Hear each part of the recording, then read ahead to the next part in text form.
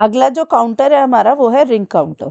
Ring counter देखते हैं कैसे काम करता है। यहाँ पे आप देखिए, यहाँ पे 4 डी फ्लिप फ्लॉप, चारों का हर एक का आउटपुट दूसरे से कनेक्टेड है, और यहाँ पे 2 इनपुट्स और दिए गए हैं आपके, प्रीसेट एंड क्लियर।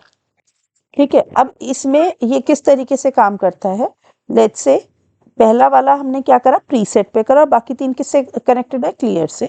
तो यानी पहला वाला जो हमारा है 1 पे हम सेट कर देते हैं, या let's say Q0, Q1, Q2, Q3, और बाकी सब क्लियर कर देते हैं 0। तो ये जैसे ही हमने ट्रिगर करा ORI को, तो ये 1 हो गया इसका आउटपुट, और बाकी सबका क्या हो गया, 0। अब हम क्लॉक ट्रिगर करना स्टार्ट करते हैं। जब हमने क्लॉक ट्रिगर करा तो ये 1 इसमें जाएगा, तो इसका आउटपुट कितना हो जाएगा फिर 1, इसका 0 इसमें जाएगा, 0 0, और यहाँ पे भी कितना आ जाएगा, 0। यानी ये हमारा इस तरीके से शफल हो जाएगा। फिर अगली बार ट्रिगर करोगे तो बेसिकली Q0 का इनपुट किस पे चला जाएगा, Q1 पे, Q1 का किस पे चला जाएगा, Q2 पे, Q2 का किस पे चला जाएगा, Q3 पे, और Q3 का वापस से किस पे चला जाएगा, Q0 पे। फिर हमारा आ गया, फिर हमने करा ट्रिगर, तो फिर से क्या हुआ, फिर से ये शिफ्टिंग होगी 0 0 1, और वहाँ का 0 ये इधर। फिर से हम जाएंगे तो फिर से ये हमारा इस स्टेट पे ट्रिगर कर जाएगा। तो यानी हमारा जो, अगर मैं इसका स्टेट डायग्राम बनाऊं तो कैसे बनेगा, 1 0 0 0 1 0 0, फिर नेक्स्ट स्टेट क्या आ गई, 0 0 1 0, फिर नेक्स्ट स्टेट क्या आ गई, 0 0 0 1, नेक्स्ट स्टेट वापस से ये आ गई। कितनी स्टेट हुई टोटल, 4 स्टेट। तो इसको हम क्या कहेंगे, मॉड 4 काउंटर भी कह सकते हैं। ठीक है, रिंग काउंटर तो है क्योंकि रिंग नहीं चल रहे, इसको मॉड 4 काउंटर भी कह सकते हैं। और इसमें कितने फ्लिप फ्लॉप हैं, 4 फ्लिप फ्लॉप और कितनी स्टेट आ रही है, 4। तो इसका मतलब number of states is equals to number of flip flops,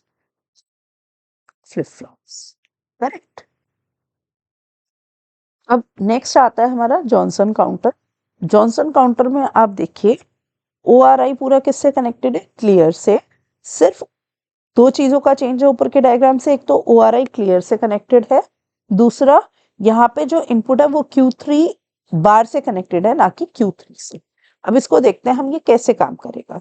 let's say पहले हमने सबको क्लियर कर लिया। अब जैसे ही क्लॉक ट्रिगर करा तो पहला हमारा क्या आया, फिर से हम बना लेते हैं Q0, Q1, Q2, Q3। अब पहले वाले पे क्या इनपुट आएगा, Q, जब सारे क्लियर हो गए तो Q3 बार कितना हो गया, 1। तो पहले वाले पे आया 1, बाकी सब पे कितना आ रहा है, 0।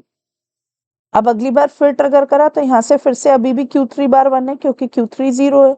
तो Q0 1 हो गया, ये वाला 1 अगले पे शिफ्ट हो गया, ये 0 अगले पे चला गया, ये 0 अगले पे चला।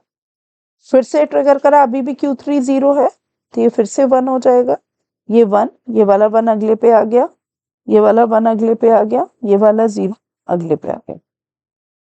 फिर से आया, फिर से ट्रिगर करा, फिर से कितना हो गया, ये वाला Q3 0 है तो ये 1 आ गया, ये वाला 1 यहाँ आ गया, ये वाला 1 यहाँ आ गया, ये वाला 1 यहाँ आ गया। ठीक है, फिर से ट्रिगर करा, लेकिन अब Q3 क्या हो चुका है, हमारा 0 हो चुका है। तो ये 0, ये 1 यहाँ पर आ गया, ये 1 यहाँ पर, ये 1 यहाँ पर। अभी भी Q3 1 है, तो फिर से 0, फिर ये 1 यहाँ पर आ गया, ये 1 यहाँ पर आ गया। फिर से करा, फिर से 0 है, 0 0 0 1। फिर से करा, अभी भी Q3 वो है, तो फिर से क्या हो जाएगा, 0। अब जैसे ही 0 होगा फिर से ये अगली स्टेट पे चला जाएगा यहाँ पर। तो अब अगर हम इसका स्टेट डायग्राम चेक करें तो क्या बनेगा, 1 0 0। अच्छा, ये शिफ्टिंग क्यों हो पा रही है, क्योंकि हम खुद देख रहे हैं कि आपस में कनेक्टेड है, इसलिए यहाँ तो शिफ्टिंग। लेकिन यहाँ पे जो आएगा Q0 वो किसके अकॉर्डिंग आएगा, कि Q3 क्या था पिछले स्टेट, ये आ गया।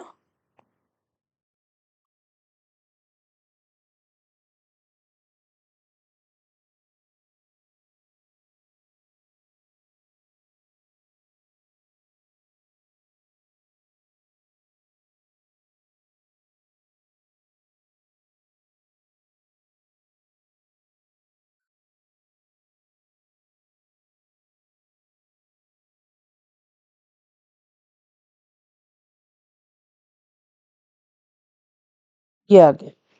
अब इसमें टोटल स्टेट्स कितनी हुई काउंट करते हैं, 1 2 3 4 5 6 7 8, टोटल 8 स्टेट। तो इसको एक तो हम क्या बोलेंगे, मॉड 8 काउंटर, ठीक है। और number of states is equals to 2 into number of flip flops. एक और चीज इसके बारे में खासियत कही जाती है, this is also known as switch tail ring come, ठीक है। तो 3 बातें हमने पढ़ी, क्योंकि अगर ये 4 फ्लिप फ्लॉप के साथ बनाते हैं तो इसको मॉडरेट काउंटर भी बोल सकते हैं। वैसे इसमें नंबर ऑफ स्टेट्स कितनी होती है, 2n होती हैं, और इसको स्विच टेल रिंग काउंटर भी बोला जाता है। तो ये दोनों काउंटर बड़े इंपॉर्टेंट होते हैं, अदर काउंटर्स में आते हैं। तो इसी के साथ थैंक यू।